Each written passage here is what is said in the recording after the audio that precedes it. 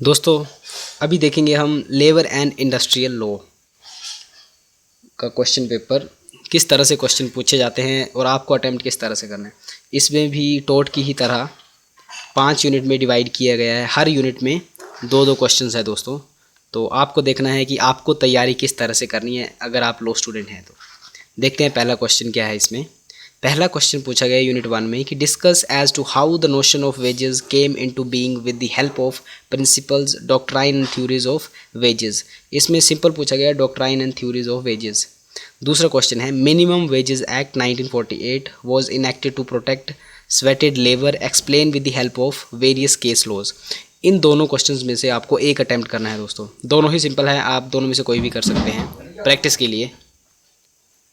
Second unit का आपका 2 question है। पहला क्वेश्चन है trade union act was pass to save the interest of working class people in general and explain this with the application of relevant case law. इसमें आपको case law भी पूछा गया है दोस्तों।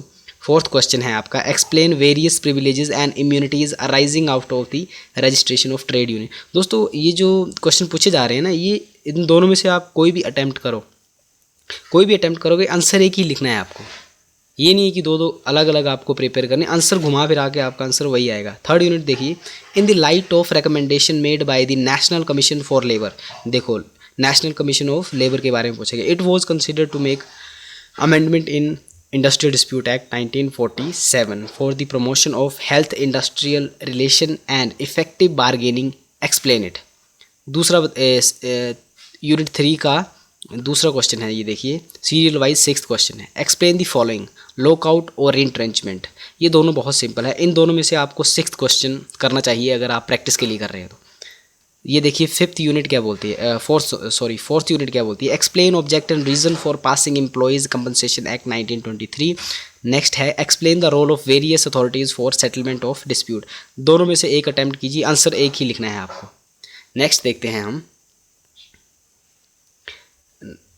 5th यूनिट का factory act is also known as an act insuring maximum advantages to employees, explain in detail.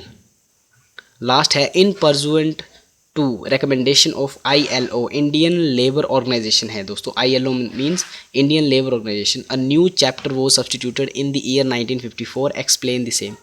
दोस्तों ये बहुत ही सिंपल तरीके से आपको डिफाइन कर सकते हो आप। अगर आपको मिनिमम और मैक्सिमम वेजेस का आपको क्वेश्चन आता है तो आप 9th क्वेश्चन कर सकते हैं। 10th में अगर आप इंडस्ट्रियल लेबर का कर सकते हैं कुछ तो ये क्वेश्चन कर सकते हैं।